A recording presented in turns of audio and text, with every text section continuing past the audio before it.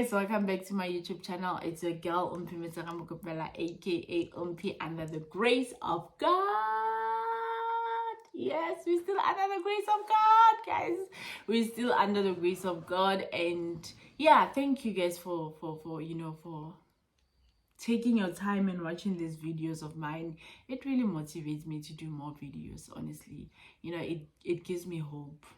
Labo. So yeah, continue to watch those videos, continue to like, continue to subscribe, to tell your friend to subscribe, because you can subscribe multiple times. But yeah, so yeah, today we're going to talk about depression, how I overcame depression, how I got healed from depression, because I know I got healed. So that's why every time I start feeling those depressing moments, I tell depression, go, your time is up, baba. God dealt with you long time ago. So yeah, so I was doing my second year. I was in Pretoria and I was staying alone. In my first year I had a roommate. So second year I ended up staying alone because my roommate moved out and I had to look for another roommate, and it didn't really work out. So it was a thing. Mama was like, no, it's fine, you can stay alone, it's okay. So that's when depression came in. So the thing is, one of the reasons I got depressed is that I think I was dealing with the passing of my sister. I lost my sister when I was in grade 9, and she was the only sister, and the first sister and the last sister that I ever had. May her soul rest in peace. I still love her and I still miss her, but now I'm okay. Yeah, so I lost my sister when I was doing grade 9, and it just happened so quickly, honestly, because one moment we are visiting mama, the next thing she's in hospital, the next thing she's no more. Like, what? In a short period of time, I think it took like December, January, 3 months. Then yeah, I was, yeah. So I did not really mourn her, and I don't think it was intentional. I think it was because I didn't really understand, and I didn't really, I was still young, man. So it was a thing. Oh, okay, Aksana, I will see. It's okay, right? So yeah, it was that thing. But when I got to varsity, I started experiencing things, trying out things, and that's when now, because the first time I just bursted in tears when it was drama, because I was crying, talking about my sister for the first time. I never spoke about her in that manner. I was just telling the people that I was with how I miss her, and it was just nearly drama fella. And I remember there was a point whereby my cousin even called mama, telling her, oh no, this person is not good. Okay, she didn't really tell the whole story. I was drunk when that happened. Because there was a thing, every time I'm drunk, I talk about her, I cry. I could cry like for hours, So yeah, then she took it upon her to call mama and tell her, this person is not coping. This person is always talking about her sister, and she's always crying, and even though they didn't give her the whole story, it started here and but at the same time, I feel like as much as I regret drinking, do I regret? No, I don't. But I don't drink anymore. But I don't think do I regret, Mara? No, I don't know. But I feel like it was something that I had to experience, man. Not saying everyone must drink to experience life, we experience things differently, but yeah. So she called my mom and told her, okay, this person is not coping, and that's when I started talking, that's when I started talking to mom and telling her how I feel when I'm home, and so yeah, that's when I started having a conversation with mama, telling her, okay, yeah, this is what's happening, I miss her, and I'm not really coping sometimes. And that's when depression started happening. Because also there was an Mfana involved, plus that losing my sister. There's an Mfana that I really like, and I think he likes me, but we can't be together because of certain things that I'm not gonna mention. So it was also that But Yamfana, I was really over it because yeah, it was a thing of the past, not really thing of the past, but I was still dealing with it. But it was better compared to the one near Osaka. From there on, we started talking, and Mama started to be open with her, telling her, oh yeah, every time I go home, this is how I feel, and that's why I avoid going home. That's why I always call my cousin to come over, because I don't want to be alone, because I'm not used to being alone at home. I grew up with this person at home. Like, we grew up together. She was my friend. She was my sister. She was, you know, yeah, it was that thing. Now when I go home, she's not there. I'm the only child now. There are things that I was not used to doing because she did those things. Now I'm doing them. Not happy with my cousin's decision of calling my mother and telling her. It really opened a way for me, and also for Nale Mama to have this conversation, to talk about it, to know, like, because we've never spoke about it. But she was also dealing with it. I was also, and I think she thought I'm dealing with it, and I think she thought she was there for me. And Linda, I was trying to be there for her. Every time I think about my sister, I always think about my mother. If she sees me crying, how is she gonna feel? I don't want to see her cry. So it was that thing. So yeah, and then second year I started staying alone, and all that happened. I started enjoying being alone, but also not enjoying, because as much as you're depressed, being alone is not nice. As much as you don't want to be around people, okay, I don't want to be around these people, but also at the same time, when you are alone, you feel somehow you are not happy. It's not a thing you're going, I'm an introvert. It wasn't that. As much as I didn't want to be with my friends, as much as I wanted them to, like, every time they visit, there were days I was like, I want to be alone. And I think it was a thing of, I want to be alone and feel sorry for myself and cry and sleep and not get disturbed. So it started growing. There was a time whereby I just waking up where I go campus, it was a struggle for me. It was a mission just to wake up and just to get up. It was a struggle for me.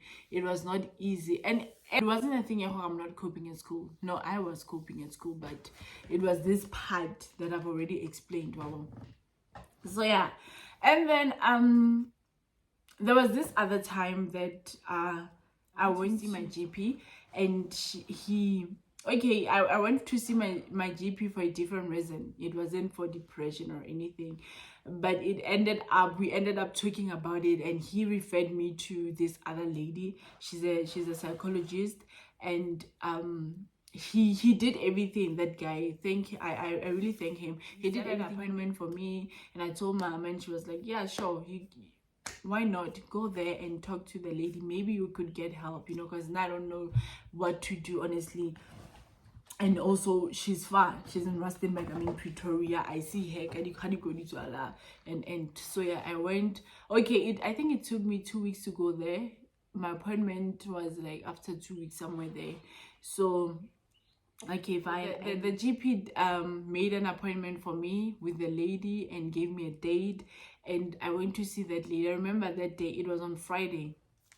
I woke up and I was like, God, and I didn't want to go, because it was the thing. Do I really have to wake up? Is it necessary? And also I had class at 10, so I went to see the thingy. When I woke up, I was like, God, please, can I get help? Because I am tired of living like this. It's not nice. Please heal me. I was like, Lord, please heal me. But when I get there, because in my mind I was like, I'm gonna get help right there at the, like, as soon as I finish my session with her, I'll be okay. It was a thing of, God, can I come back sharp? Because now I want to go to campus.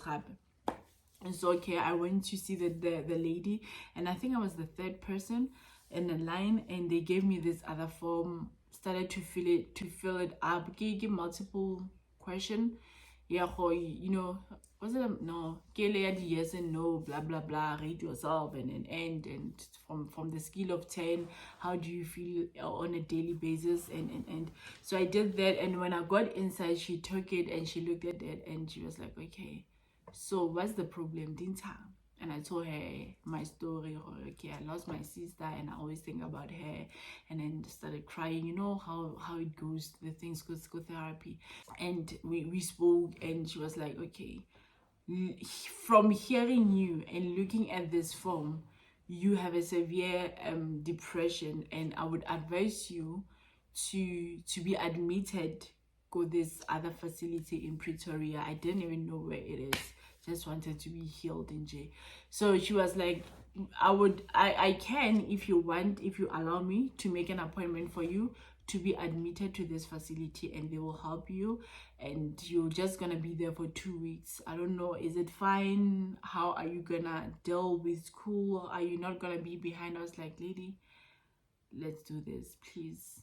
It's okay, just do it. I'll see what I'm gonna do. I'll talk to my friend to update me, get it to go school, and to always, you know, check with my other friends who do the same modules. So it was a thing she's gonna have to go around and ask people, and also I'll also ask people and do my things online and be up to date, get the assignment. So okay, fine.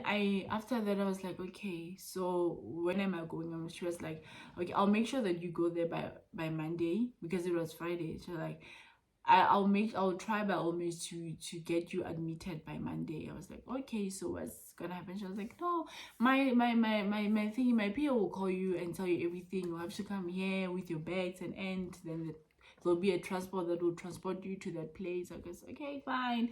Then after that, I called mom. I was like, okay, I was with this lady, and she told me that I have a severe depression and I need to be admitted. And mom was like, okay. So what I was cool, I was like, no, I will talk to my friend and she'll, you know, help me with that part, because I know she was hands on that one. I still love you, friend. I still love you. So yeah, and then after calling mama, she was like, okay, fine. And she was like, now what? I was like, no, I'm going to school now. I have a class ka 10. Was it 10 or 11? Somewhere there. The class got 10. But after that, I was like, no, man, I'm not going to school. I called my friend. I told her everything that, okay. So I just went to, I was with my therapist, and she told me that I have depression and I need to get admitted and she was like, okay, friend, if it's what you think you need to do, then do it, and I will try to update you from the side. And I was like, okay, but I'm not coming to school, you know. Well, we will talk when I come back, because yeah. Then I went home. I went to my place, and as usual, I slept. That's where the story begins. So as I was sleeping, I normally, okay, before the sleeping part, because this part is very important for you to understand the next part. So I normally download soapies, boy generation. I'm a soapy person. I love Skim Sam. I loved Rhythm City, Scandal, and so I would normally download all the episodes that like the previous day and then watch it at home. So in my dream, as I was sleeping, I was in a dream, but also it didn't feel like a dream, especially the last part, but I'll get there. So as I was sleeping, I was dreaming, watching Scandal. So I was watching Scandal, but this time it was different. As I was watching Scandal, there was a mini picture. You know how you do a video call with someone, then there's this picture. It can be a picture of you or that person. That's Molanyana one. There's a full picture of you or that other person, and then there's this one, the small one that shows you or the other person depending on your settings, right? So as I was watching, there was this mini picture there, and it was Jesus. A picture of Jesus, the Jesus that we know. Okay, Jesus is white and he has hair and well, it was that picture of him. Actually, Jesus is white. He was a Jew, so he's white. It was a picture of Jesus there, right? So I was just watching there, and after that, I went back to the dream. Like I was out of the dream, but it was a picture. You are here, and then you are there, and then wow. So it was. I now feel, oh, okay, I'm no longer sleeping. You know, it's this is not a dream. I'm not in a dream, you know. And there was this voice, wake up and get your healing. But it was in Setswana, healing now. And in my sleep, I was like, what? It was like, healing now. Wake up and get your healing. I was like, what? So I tried to wake up, but I couldn't wake up. It was that sleep. I started to have that sleep, that, you know, that suppressing sleep that you want to. In my language, in Setswana, I don't know the language alone. So I wanted to wake up. I'm not in a dream this time, guys. I wanted to wake up, but I couldn't. So I forced myself, because that voice now is very deep. I said, wake up and get your healing. It was then demanding, and then I woke up and I was like, what? Okay, what just happened? Then I woke up, then went to the bathroom, then looked in my room. Oh, okay, where's the person who was talking to me? Then I immediately went outside, sat in the corridor, and I was like, okay, what has just happened? What is this? Like, I think I stayed there for 5 minutes. I was like, okay, what just happened? Okay. Then I called Mama, and you know, when she answered my call, I started crying, and I told her what happened. She was like, yeah, I healed, Mtanam. Like, the way you're saying it, you no longer have depression. You're healed. You're okay. God healed you. And I was thinking, oh wait, what? I went inside. What just happened? Where's the person who was talking to me? Honestly, because now this voice was very deep. Wake up and get your healing. So yeah, that's how I got my healing, and like it was miraculous, honestly. Because what just happened? Because at that point I was like, God, what's happening? Because what's happening? Like, who was talking to me? Because I felt, oh, this is not, I'm no longer in a dream now. I'm trying, like, you know, when you know, guys, that there are dreams that you know who you're dreaming, and there are those ones that you are not dreaming. It's a vision in a way or something. But yeah, I felt someone next to my bed and telling me to wake up and to get my healing. But I didn't see the person because my eyes were closed. So I didn't see the person, but I heard the voice. So yeah, that's how I got my healing, guys. God healed me. And whoa, Jesus healed me, God healed me. And ever since then, I never experienced that feeling ever again. There are days whereby it, like, I started to feel, that feeling, and immediately I tap out and say, I'm like, not today, Satan. Not today. Not today. I am healed. Jesus healed me. So that's how I really, really, really, because depression sometimes comes. One thing about Satan, he does not back down. He doesn't. If you ask for God to heal you, as I asked God to heal me from that depression, and Satan knew that God healed me, but he comes and check, Hori, are you sure? Do you still believe he's the one who healed you? Or he comes with depression. It's how you react to him. It's how you react to Satan, honestly. Like I said on my previous video, it's how you react to situation that determine where you are going. It's like life will always come, situation will always come. It's how you react to the situation that gives you the outcome, or the outcome is about negative or positive. I still feel that feeling sometimes, but I make sure every time I feel it, because I know it. Every time I feel it, I'm like, no, Satan, not today. I am healed. I am healed, and I know, and I tell him, no, I am healed. I know I am healed. Jesus healed me. God healed me. I had him. So don't come with your shenanigans. Yeah, that's it from me, guys. That's how God healed me. He's a healer. Like, honestly, God heals. God heals. I know. Like, one of that, but I know he does. He heals. Trust the Lord with all your heart. I am learning to trust God with all my heart. I know it's not easy. trust God with your situations. I'm also learning to trust God fully, and God, I just love the relationship, like the development of my relationship with God. It's not easy, but I know that He's working. So yeah, I trust God, man, in all situations. Let's not lean onto our own understanding, but lean on the understanding of the Lord, and know that He's in charge. He's the creator of heaven and earth. He created us. He knows what's best for us. So yeah, that's it from me, guys. I love you and hope you enjoyed and hope you took something. Don't forget to like, subscribe, and comment.